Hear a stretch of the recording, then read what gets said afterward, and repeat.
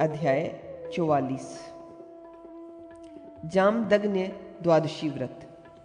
दुर्वासा जी कहते हैं, इसी प्रकार मनुष्य वैशाख मास के शुक्ल पक्ष में पूर्वोक्त नियमानुसार संकल्प कर विधि के साथ मृतिका लगाकर स्नान करे और फिर देवालय में जाए। व्रती पुरुष को भक्ति पूर्वक भगवान श्री हरि के अवतार परशुराम की ओम जामदग्न्याय नमः से चरण, ओम सर्वधारिणे नमः से उदर, ओम मधुसूदनाय नमः से कटि प्रदेश, ओम श्री वत्सधारिणे नमः से जंगा, ओम क्षत्रनांतकाय नमः से भुजाओं, ओम क्षितिकंठाय नमः से केहुनी, ओम पांचजन्याय नमः से शंख, ओम सुदर्शनाय नमः से चक्र तथा ओम ब्रह्मांड धारिणे नमः से शिरोदेश की पूजा करे। इसके बाद पहले की ही तरह सामने एक कलश स्थापित करे। उसके ऊपर भगवान परशुराम की मूर्ति स्थापित कर पूर्वोक्त नियमानुसार 2 वस्त्रों से उसे आच्छादित करे। कलश पर बांस के बने पात्र में परशुराम जी की आकृति वाली स्वर्ण की प्रतिमा स्थापित करे। प्रतिमा के दाहिने हाथ में फरसा धारण कराए। फिर उसकी पुष्प, चंदन एवं अर्घ्य आदि उपचारों से पूजा करे। भगवान के सामने श्रद्धा भक्ति पूर्वक पूरी रात जागरण करे। प्रातः काल सूर्योदय होने पर स्वच्छ वेला में वह प्रतिमा ब्राह्मण को दे दे। इस प्रकार नियम पूर्वक व्रत करने से जो फल प्राप्त होता है उसे सुनो। प्राचीन समय की बात है। वीरसेन नाम के एक पराक्रमी तथा भाग्यशाली राजा थे, जो पुत्र प्राप्ति के लिए तीव्र तपस्या कर रहे थे। महर्षि याज्ञवल्क्य का आश्रम वहां से निकट ही था। अतः एक दिन वे उन्हें देखने आए। उन तेजस्वी ऋषि को पास आते देखकर राजा वीरसेन हाथ जोड़कर खड़े हो गए और उनका विधिवत स्वागत किया। तत्पश्चात याज्ञवल्क्य मुनि ने पूछा, धर्मज्ञ राजन, तुम्हारे तप करने का क्या प्रयोजन है? तुम कौन सा कार्य करना चाहते हो? राजा वीरसेन ने कहा, महर्षि, मैं पुत्रहीन हूँ, मुझे कोई संतान नहीं है। द्विजवर, इस कारण तपस्या द्वारा अपने शरीर को मैं सुखाना चाहता हूँ। याज्ञवल्क्य जी बोले, राजन, तपस्या में बड़ा क्लेश उठाना पड़ता है, अतः तुम यह विचार छोड़ दो। मैं तुम्हें अत्यंत सरल उपाय बताता हूँ, उसे करने से तुम्हें अवश्य पुत्र प्राप्त हो जाएगा। फिर उन्होंने उस यशस्वी राजा को इस वैशाख मास के शुक्ल पक्ष में होने वाले यही परशुराम द्वादशी व्रत बतलाया। पुत्र की अभिलाषा रखने वाले राजा वीरसेन ने भी पूर्ण विधि के साथ यह व्रत संपन्न किया। फलस्वरूप उन्हें राजा नल जैसा परम धार्मिक पुत्र प्राप्त हुआ, जिन पुण्य श्लोक राजा की कीर्ति अब तक संसार में गाई जाती है। ये तो इस व्रत के फल का प्रासंगिक उल्लेख मात्र हुआ। वस्तुतः जो ये व्रत करता है उसे सपुत्र तथा जीवन भर विद्या, श्री और कांति सब सुलभ हो जाती है, और परलोक में उसे जो सुख होता है वह कहता हूँ, सुनो। इस व्रत को करने वाले व्यक्ति एक कल्प तक अप्सराओं के साथ आनंद करते हुए ब्रह्मा जी के लोक में रहते हैं। फिर जब पुनः सृष्टि आरंभ होती है तब वे चक्रवर्ती राजा होते हैं और 30,000 वर्षों की उन्हें लंबी आयु प्राप्त हो। श्री राम एवं श्री कृष्ण द्वादशी व्रत। दुर्वासा जी कहते हैं, इस प्रकार ज्येष्ठ मास के शुक्ल पक्ष में श्री राम द्वादशी व्रत होता है। मनुष्य को चाहिए कि वे संकल्प करके विधि के साथ विविध प्रकार के पवित्र पुष्पों से परम प्रभु परमात्मा की पूजा करें।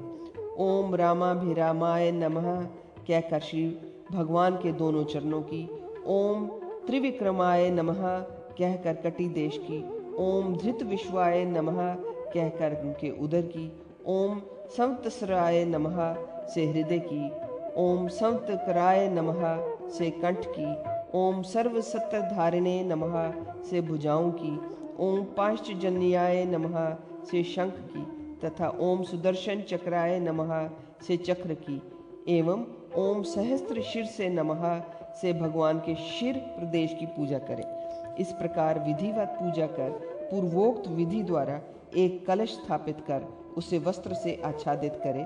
फिर उस कलश पर भगवान राम एवं लक्ष्मण की स्वर्णमयी प्रतिमा रखकर विधि पूर्वक पूजन करे और पुत्र की इच्छा वाला व्रती प्रातः काल उन प्रतिमाओं को ब्राह्मणों को दे दे।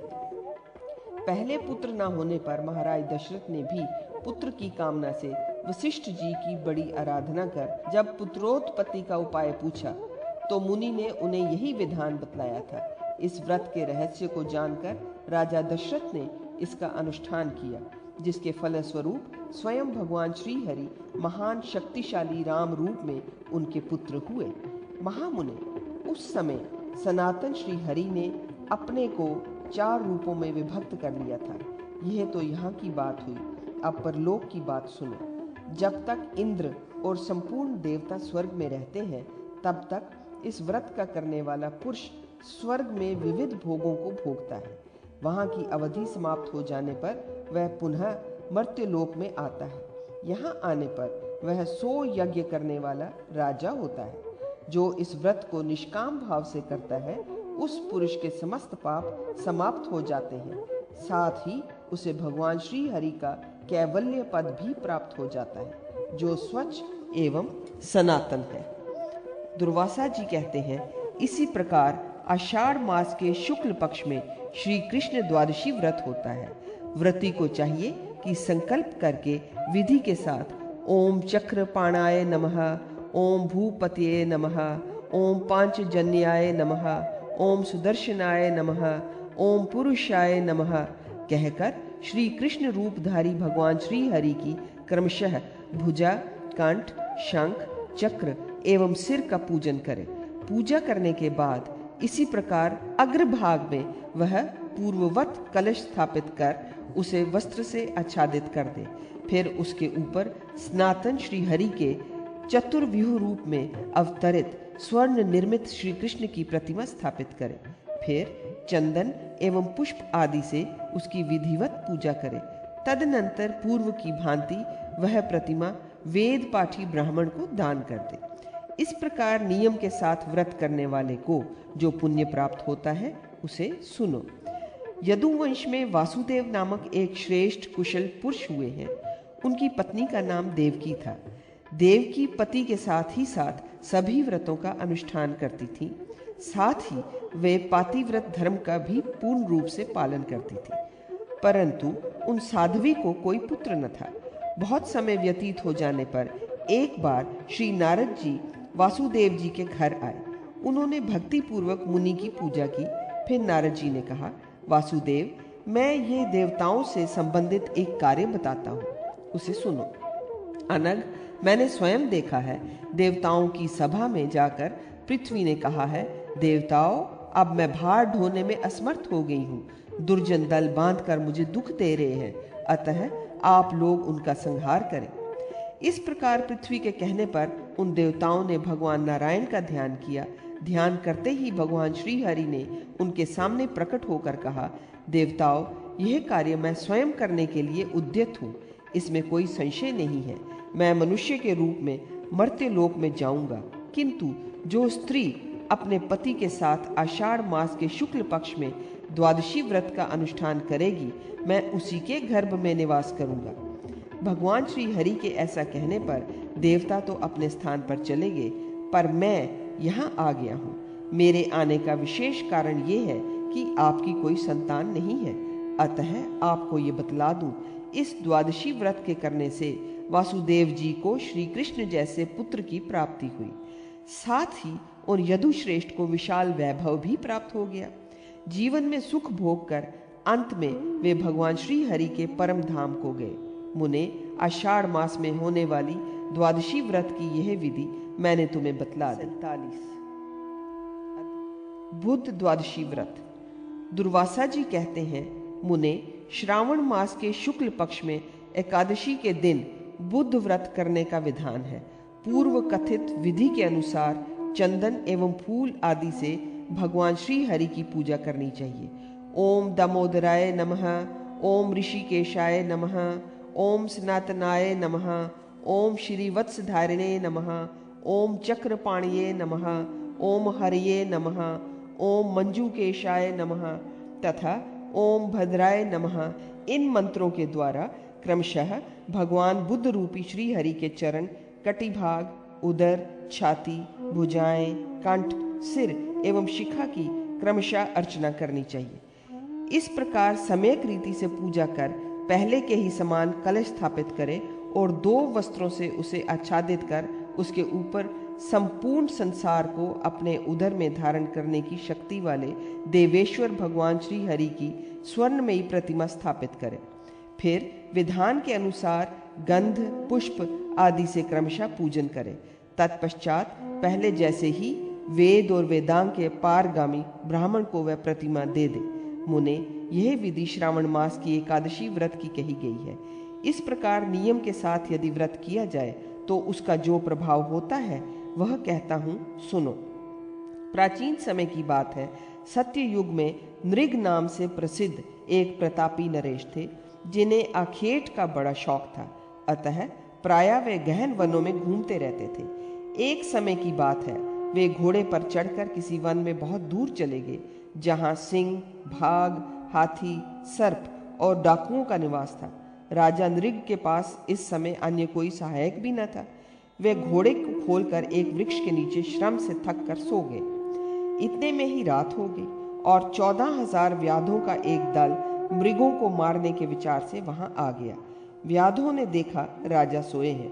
उनका शरीर सोने और रत्नों से सुशोभित है। लक्ष्मी उनके अंग अंग की शोभा बढ़ा रही है। अतः वे सभी बधिक तुरंत अपने सरदार के पास गए और इसे इसकी सूचना दी। स्वर्ण और रत्न के लोभ में पड़कर वह सरदार भी राजा नृग को मारने के लिए उद्यत हो गया और वे व्याध हाथ में तलवार लेकर उन सोए हुए राजा के पास पहुंच गए। वे उन्हें पकड़ना ही चाहते थे कि राजा के शरीर से सहसा चंदन माल्या आदि से विभूषित एक स्त्री प्रकट हो गई। उसके चक्र उठाकर सभी व्याधों तथा मलेच्छों को मार डाला। उनका वध कर वह देवी उसी क्षण पुनः राजा नृग के शरीर में समा गई। इतने में राजा भी जग गए और देखा कि मलेच्छ नष्ट हो गए हैं और देवी शरीर में प्रविष्ट हो रही है। अब राजा घोड़े पर सवार होकर वामदेव जी के आश्रम पर गए और उन्होंने भक्ति पूर्वक उनसे पूछा, भगवान, वह स्त्री कौन थी तथा वह मरे हुए व्याध कौन थे? आप मुझ पर प्रसन्न होकर इस आश्चर्यजनक घटना का रहस्य बताने की कृपा कीजिए। वामदेव जी बोले, राजन, इसके पूर्व जन्म में शूद्र जाति में तुम्हारा जन्म हुआ था। उस समय ब्राह्मणों के मुख से तुमने श्रावण मास के शुक्ल पक्ष की द्वादशी व्रत के अनुष्ठान की बात सुनी और राजन, बड़ी श्रद्धा के साथ विधि पूर्वक तुमने उस दिन उपवास भी किया। अनग उसी का परिणाम है कि इस समय तुम्हें राज्य उपलब्ध हुआ है। वही द्वादशी देवी संपूर्ण आपत्तियों में साकार होकर तुम्हारी रक्षा करती है। उसी के प्रयास से ये घोर पापी एवं निर्दयी मलेच्छ जीवन से हाथ धो बैठे हैं। राजन, श्रावण मास की ये द्वादशी ही तुम्हारी रक्षिका है। इसमें इतनी अपार शक्ति है कि सहसा प्राप्त विपत्ति काल में भी तुम्हारी रक्षा हो जाती है और इसकी कृपा से तुम्हें राज्य भी सुलभ हो गया है। अब जो 12 मासों की द्वादशी करते हैं उनके पुण्य का तो कहना ही क्या है। उनके प्रभाव से तो मानव इंद्रलोक तक पहुंच जाता है। कलिक द्वादशी व्रत। दुर्वासा जी कहते हैं, मुने, पूर्व कथित व्रतों की भांति ही भाद्रपद मास के शुक्ल पक्ष में जो एकादशी होती है उस तिथि में कलिक व्रत करना चाहिए। इसमें विधि पूर्वक संकल्प कर देवाधिदेव भगवान श्री हरि की इस प्रकार अर्चना करनी चाहिए।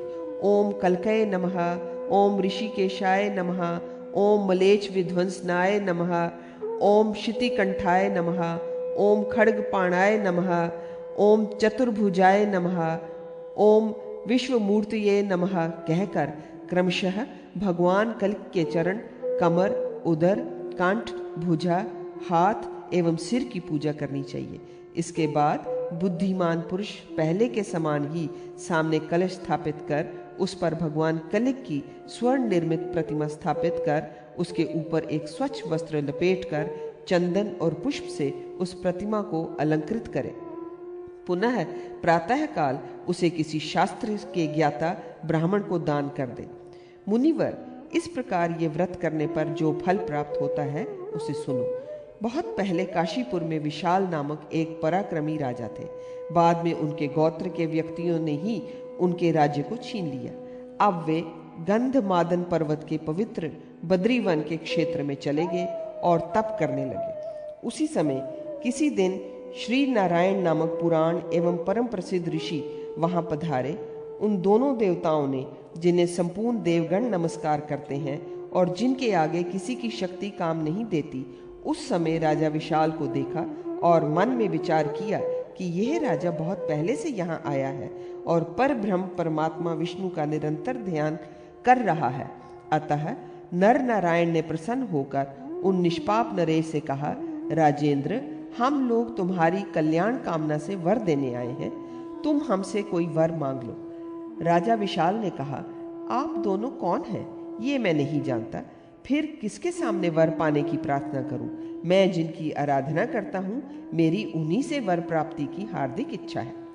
राजा के इस प्रकार कहने पर नर नारायण ने उनसे पूछा, राजन, तुम किसकी आराधना करते हो अथवा कौन सा वर पाने की तुम्हारी इच्छा है?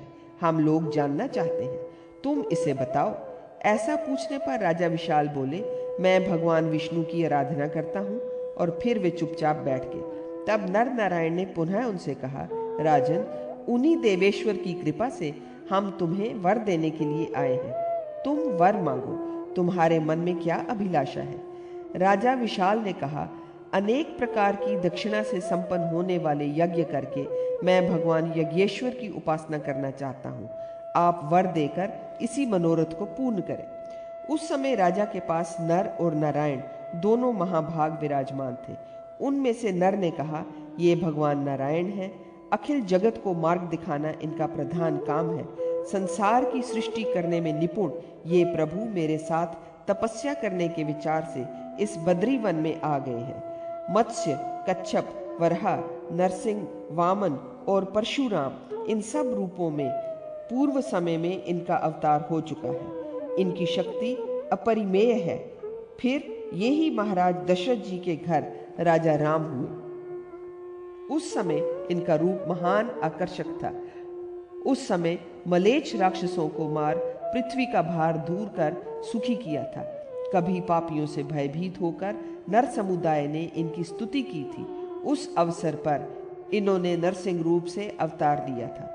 बलि को मोहने के निमित्त वामन तथा क्षत्रियों के हाथ से राज्य वापस करने के लिए परशुराम ये बन चुके हैं। दुष्ट शत्रुओं के दमन करने के लिए इन्होंने कृष्ण का अवतार धारण किया है। अतः पंडित जन इनकी उपासना करते हैं। यदि पुत्र प्राप्ति की कामना हो तो बुद्धिमान पुरुष इनके बाल कृष्ण रूप की उपासना करे। रूप की इच्छा करने वाला इनके बुद्धावतार की तथा शत्रु का संहार चाहने वाला कलिक अवतार की उपासना करे। यह संशय शून्य सिद्धांत है। इस प्रकार की बातें स्पष्ट करके मुनिवर नर ने राजा विशाल को भगवान हरि की यह द्वादशी बतला दी। वे राजा इस व्रत को संपन्न करने में संलग्न भी हो गए। फलस्वरूप वे चक्रवर्ती राजा हुए। मुने उन्हीं राजा विशाल से संबंध रखने के कारण ये बद्रीवन विशाल नाम से प्रसिद्ध हुआ।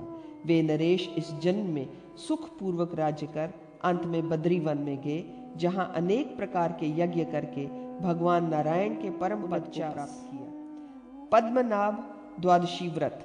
दुर्वासा जी कहते हैं, मुने, पूर्व कथित द्वादशी व्रत की भांति अश्विन नाम मास के शुक्ल पक्ष में ये व्रत भी है। इस तिथि में पद्मनाभ भगवान की अर्चना करने की विधि है। ओम पद्मनाभाय नमः, ओम पद्योनये नमः, ओम सर्वदेवाय नमः, ओम पुष्कर राक्षाय नमः, ओम अव्ययाय नमः, ओम प्रभुवाय नमः। इन मंत्रों को पढ़कर क्रमशः भगवान पद्मनाभ के दोनों चरणों, कटिभाग, उदर, हृदय, हाथ एवं सिर की पूजा करनी चाहिए। फिर सुदर्शनाय नमः एवं कोमर्दकये नमः आदि कहकर भगवान के आयुधों की पूजा करनी चाहिए। इसमें भी पूर्ववत सामने कलश रखना चाहिए। उस पर भगवान पद्मनाभ की स्वर्णमयी प्रतिमा स्थापित करे। चंदन पुष्प आदि से उसके अंगों की पूजा करनी चाहिए। रात बीत जाने पर प्रातःकाल फिर वह प्रतिमा ब्राह्मण को दे दे। महामते, इस प्रकार व्रत करने से जो पुण्य प्राप्त होता है वह बताता हूँ, सुनो। सत्ययुग की बात है। भद्राश्व नाम से विख्यात एक शक्तिशाली राजा थे, जिनके नाम पर भद्राश्व वर्ष प्रसिद्ध हुआ। एक बार कभी अगस्त्य मुनि उनके घर आए और कहने लगे, राजन, मैं 7 रातों तक तुम्हारे घर पर निवास करना चाहता हूँ। राजा भद्राश्व ने सिर झुकाकर मुनि को प्रणाम किया और कहा, मुनिवर, आप अवश्य निवास करें। राजा भद्राश्व की सुंदरी रानी का नाम कांतिमती था। उसका तेज ऐसा था मानो 12 सूर्य एक साथ प्रकाश फैला रहे हों। इसी प्रकार राजा की 500 सुंदरियां भी थीं, जिनका व्रत संयमित था। सुंदर स्वभाव वाली वे सौतें दासी की भांति प्रतिदिन कार्य में संलग्न रहती थी। कांतिमती को ही राजा की पटरानी होने का सौभाग्य प्राप्त था। एक बार उस रूप और तेज से संपन्न कल्याणी कांतिमती पर अगस्त्य मुनि की दृष्टि पड़ी। साथ ही उसके भय से कार्य में तत्पर रहने वाली उन सुंदरी सोतों को भी उन्होंने देखा। राजा भद्राश्व तो रानी कांतिमती के प्रसन्न मुख को प्रतिक्षण देखता ही रहता था। ऐसी परम सुंदरी रानी को देखने के कुछ समय बाद अगस्त्य जी आनंद में विहल होकर बोले, राजन, आप धन्य हैं, धन्य हैं। इसी प्रकार दूसरे दिन रानी को देखकर अगस्त्य मुनि ने कहा, अरे, ये तो सारा विश्व वंचित रह गया। फिर तीसरे दिन उस रानी को देखकर यूं कहने लगे, अहो, ये मूर्ख गोविंद भगवान को भी नहीं जानते, जिन्होंने केवल एक दिन की प्रसन्नता से इस राजा को सब कुछ प्रदान किया था। चौथे दिन अगस्त्य मुनि ने अपने दोनों हाथ ऊपर उठाकर फिर कहा, जगत प्रभो, आपको साधुवाद धन्यवाद है। स्त्रियां धन्य हैं, ब्राह्मण, क्षत्रिय और वैश्य तुम्हें पुनः पुनः धन्यवाद है। भद्राश्व, तुम्हें धन्यवाद है। ए अगस्त्य, तुम भी धन्य हो। प्रहलाद एवं महाव्रती ध्रुव, तुम सभी धन्य हो। इस प्रकार उच्च स्वर से कहकर अगस्त्य मुनि राजा भद्राश्व के सामने नाचने लगे। फिर तो ऐसे कार्य में संलग्न अगस्त्य मुनि को देखकर रानी सहित उस नरेश ने मुनि से पूछा, ब्राह्मण, आपके इस हर्ष का क्या कारण है? आप क्यों इस प्रकार नृत्य कर रहे हैं? मुनिवर अगस्त्य ने कहा, राजन, बड़े आश्चर्य की बात है, तुम कितने अज्ञानी हो। साथ ही तुम्हारा अनुगमन करने वाले ये मंत्री, पुरोहित और अन्य अनुजीवी भी मूर्ख ही हैं, जो मेरी बात समझ नहीं पाते।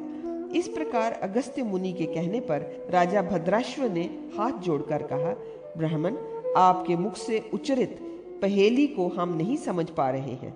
अतः महाभाग, यदि आप अनुग्रह करना चाहते हो तो मुझे बताने की कृपा करें।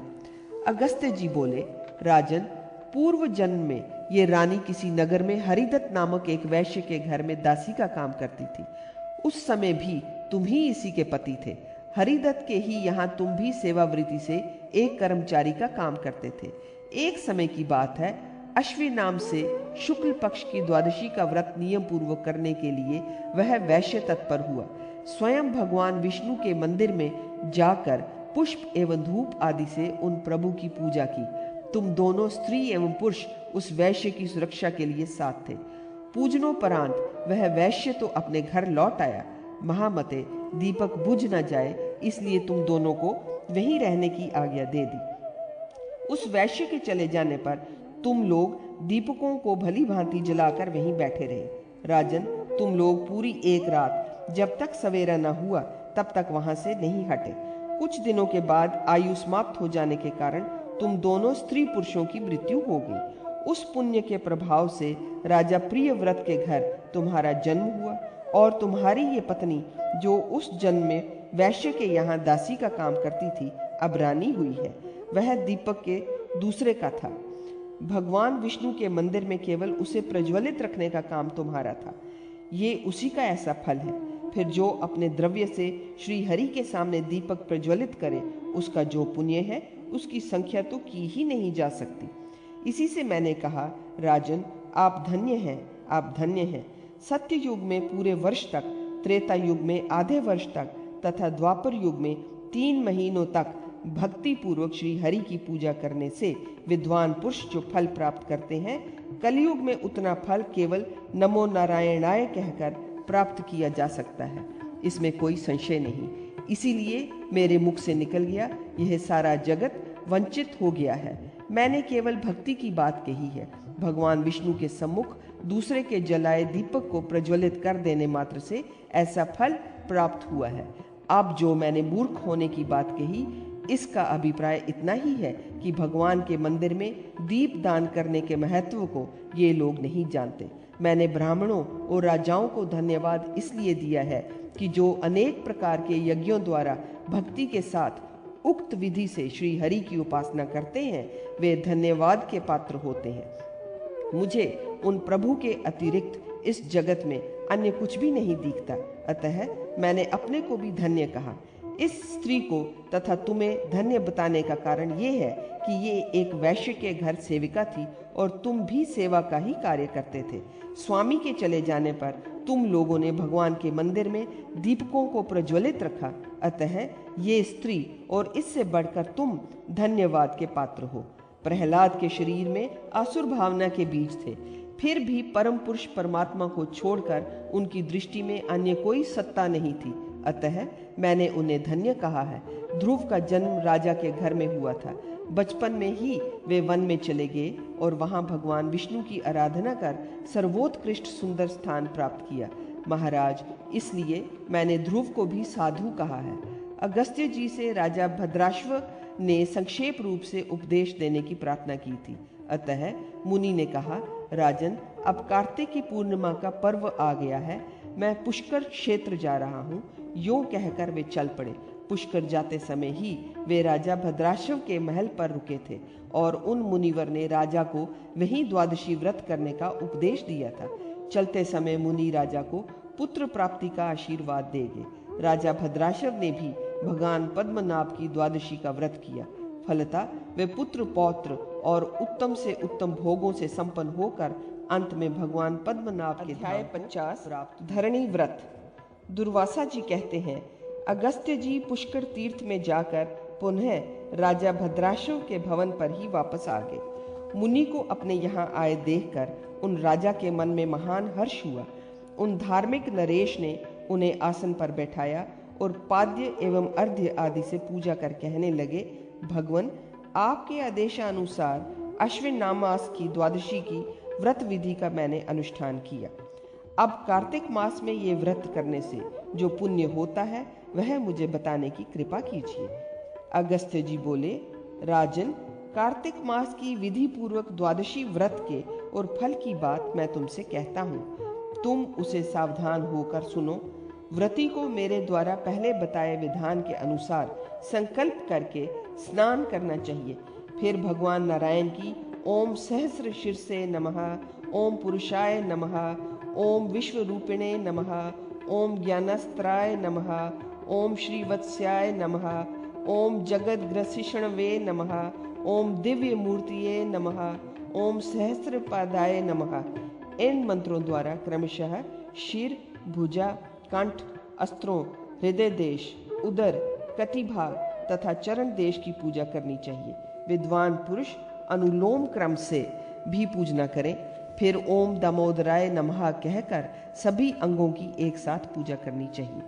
इस प्रकार पूजा कर प्रतिमा के सामने 4 कलश रखकर उनमें रत्न डालकर उन्हें उजले चंदन से लेप कर पुष्पमाला से अलंकृत तथा श्वेत वस्त्र से अवेष्टित कर और उन पर तिल पूर्ण तांबे का पात्र रखे। महाराज, फिर उनमें चारों समुद्र की कल्पना करें। फिर उनके मध्य भाग में भगवान श्री हरि की प्रतिमा स्थापित कर विधिवत पूजा करनी चाहिए। उस दिन रात में जागरण कर भगवान की मानसिक पूजा कर वैष्णव यज्ञ का अनुष्ठान करें। बहुत से योगी पुरुष 16 दल वाले चक्र में योगीश्वर प्रभु की अर्चना करते हैं। इस प्रकार पूजना का कार्य समाप्त हो जाने पर प्रातः 4 समुद्रों की भावना से कलशों को 4 ब्राह्मणों को दान कर दे।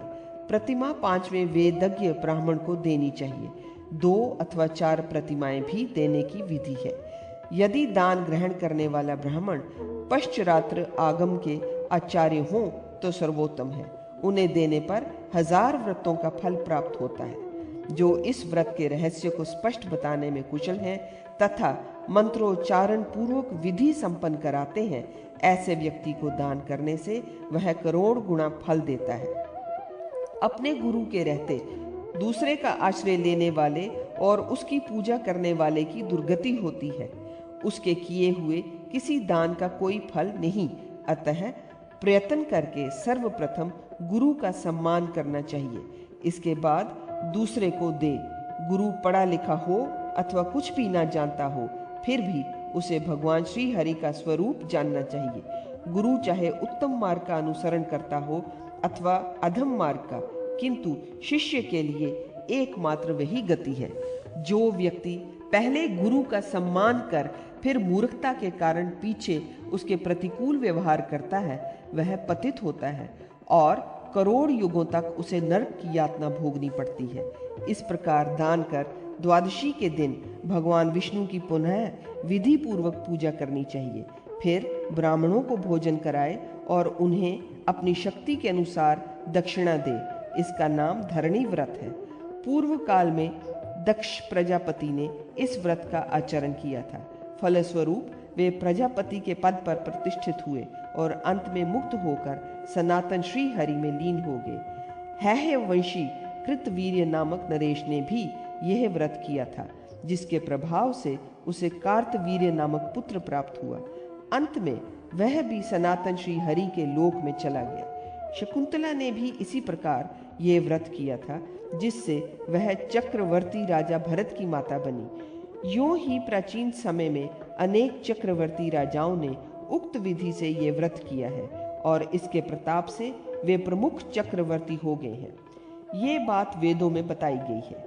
प्राचीन समय में पाताल में डूबकर कालक्षेप करती हुई पृथ्वी ने भी इस उत्तम व्रत को किया था। तभी से ये व्रत धरणी व्रत के नाम से प्रसिद्ध हुआ। पृथ्वी द्वारा यह व्रत संपन्न होते ही भगवान श्री हरि ने परम संतुष्ट होकर उसी समय वराह का रूप धारण किया और इस प्रकार उसे ऊपर उठा लाए, जैसे नौका जल में डूबते हुए प्राणी को बचा लेती है। मुने, इस धरणी व्रत का स्वरूप मैंने तुम्हें बता दिया। जो श्रेष्ठ पुरुष इस प्रसंग को सुनेगा अथवा भक्ति के साथ इस व्रत को करेगा, वह संपूर्ण पापों से मुक्त हो अंत में भगवान विष्णु के परम धाम को ही प्राप्त होगा। अगस्त्य गीता नासदीय सूक्त व्याख्या। भगवान वराह कहते हैं, वसुंधरे, दुर्वासा मुनि के कहे हुए इस उत्तम धरणी व्रत को सुनकर सत्यतपा उसी क्षण हिमालय के सन्निकट एक ऐसे पवित्र स्थान पर चले गए जहाँ पुष्पभद्रा नाम की नदी, चित्रशिला नामक प्रसिद्ध पहाड़ तथा भद्र वट संज्ञक वट का वृक्ष था। उन मुनि ने वहीं अपना सुंदर आश्रम बना लिया। भविष्य में सत्यतपा के द्वारा वहाँ एक बहुत बड़ी विचित्र लीला संपन्न होगी। भगवती पृथ्वी ने कहा, प्रभो, आप सनातन पुरुष हैं, तपोमय। इस व्रत को मैंने कई हजार कल्प पहले किया था। मैं तो उसे सर्वथा भूल ही गई थी, परंतु आज आपकी कृपा से वह पुरानी बात मुझे याद आ गई। परम प्रभो, जाते स्मरता प्राप्त होने, पूर्व जन्मों की बात स्मरण आ जाने के कारण मेरे मन को बड़ी शांति मिल रही है। भगवान, मैं जानना चाहती हूँ कि अगस्त्य मुनि राजा भद्राशव के भवन पर पुनः कब आए और उनकी आज्ञा से राजा ने फिर क्या किया। वह सब आप मुझे बताने की कृपा करें। भगवान वराह बोले, राजा भद्राश्व सदा श्वेत अश्व पर ही चढ़ते थे। जब अगस्त्य ऋषि दूसरी बार उनके यहाँ आए तो उन्होंने उन्हें उत्तम आसन पर बैठाया और पहले से भी बढ़कर उनकी पूजा की और पूछा, भगवान, वह कौन सा ऐसा कर्म है जिसे करने से संसार से मुक्ति मिल सकती है, अथवा देहधारी एवं बिना देह वाले सभी प्राणियों के लिए कौन सा कर्म वैध है जिसका संपादन कर लेने पर उनके सामने शोक नहीं आ सकता। अगस्त्य जी कहते हैं, राजन, सावधानी से सुनो। ये कथा दृष्ट एवं अदृष्ट दोनों लोकों से संबद्ध है। ये बात उस समय की है जबकि दिन, रात, नक्षत्र, दिशाएं, आकाश, देवता एवं सूर्य, इन सब का नितांत अभाव था। उस क्षण पशुपाल नामक एक पुरुष शासन कर रहे थे। एक समय की बात है, पशुओं की रक्षा करते समय उनके मन में पूर्वी समुद्र देखने की उत्कंठा जगी और वे तुरंत चल पड़े। उस महासागर के तट पर एक वन था और वहाँ बहुत से सर्प निवास करते थे। वहाँ 8 वृक्ष थे और एक स्वच्छंद गामिनी नदी थी। तिरछे एवं ऊपर की ओर गमन करने वाले अन्य प्रधान 5 पुरुष भी थे। एक विशिष्ट पुरुष था जिसके प्रसाद से तेज के कारण चमकने वाली एक स्त्री शोभा पा रही थी। उस समय 1000 सूर्यों जैसी आकृति वाले उस महान पुरुष को उस स्त्री ने अपने वक्षस्थल पर स्थान दे रखा था। उस पुरुष के अधर पर 3 रंग वाले 3 विकार विराजमान थे। वही पुरुष उसका संचालक था। उसकी गति कहीं रुकती न थी। उसे देखकर वह स्त्री मौन हो गई। तब वह प्रबंधक पुरुष भी उस वन में चला गया। उसके वन में प्रविष्ट होते ही क्रूर स्वभाव वाले 8 सर्प राजा के पास पहुंचे और उन प्रभु के चारों ओर लिपट गए। सर्पों के आक्रमण से राजा चिंतित होकर सोचने लगे कि इनका संहार कैसे हो। इतने में उनके सामने 3 वर्ण वाला एक दूसरा पुरुष प्रकट हो गया। उसने श्वेत, रक्त एवं पीत इन 3 रूपों को धारण कर रखा था। उसने अपना नाम जानना चाहा और कहा, मेरे लिए दूसरा स्थान चाहिए। तब प्रधान पुरुष ने पूछा, कहाँ जाने का विचार करते हो? साथ ही उस पुरुष का नाम महत रख दिया। अब उस पुरुष ने उन जगन्नेता प्रभु के साथ रहने की स्वीकृति भी प्राप्त कर ली। तब राजा ने कहा, तुम्हें जगत की जानकारी रखना आवश्यक है। इस पर उस स्त्री ने कहा, इस जगत में तो मैं ओतप्रोत हूँ। तब जो दूसरा पुरुष प्रकट हुआ था उसने कहा, तुम डरो मत। इसके बाद वह वीर पुरुष राजा के पास जाकर स्वयं स्थित हो गया। तदनंतर दूसरे 5 पुरुष आए और प्रधान राजा के चारों ओर खड़े हो गए। राजन, उन डाकुओं ने शस्त्र उठाकर प्रधान राजा को मारने की तैयारी कर ली। फिर डर जाने के कारण एक दूसरे में वे लीन हो गए। उनके लीन होने पर भी राजा का भवन विशेष रूप से सुशोभित होने लगा। राजन, फिर पृथ्वी, जल, तेज, वायु और आकाश, इन 5 महाभूतों ने अपना एक समूह बनाया। उस समय वायु का रूप शीतल एवं सुखदायी था। अन्य भी चारों उत्तम गुण एवं प्रकाश से संपन्न थे। ये भी राजभवन में आए। तब उन प्रधान पुरुष यशुपाल के सूक्ष्म रूप को देखकर 3 वर्ण वाले पुरुष ने उनसे कहा, महाराज, मेरे कोई पुत्र नहीं है। उस समय पशुपाल ने पूछा, बतलाइए, आपके लिए मैं क्या करूं? फिर 3 वर्ण वाले पुरुष ने उत्तर दिया, हम लोग आपको बंधन में डालना चाहते थे। यद्यपि हमने प्रयत्न भी किया किंतु असफल रहे। राजन, ऐसी स्थिति में अब हम आपके शरीर में आश्रय पाना चाहते हैं। मुझ पर आपकी पुत्र भावना होनी चाहिए। राजन, इस प्रकार 3 वर्ण वाले पुरुष के कहने पर राजा पशुपाल ने उससे फिर कहा, मैं पुत्र ऐसा चाहता हूँ जो दूसरों का भी प्रबंधक हो। और उस 3 वर्ण वाले पुरुष को अपना पुत्र मान लिया, पर उसमें उनकी आसक्ति ना हुई।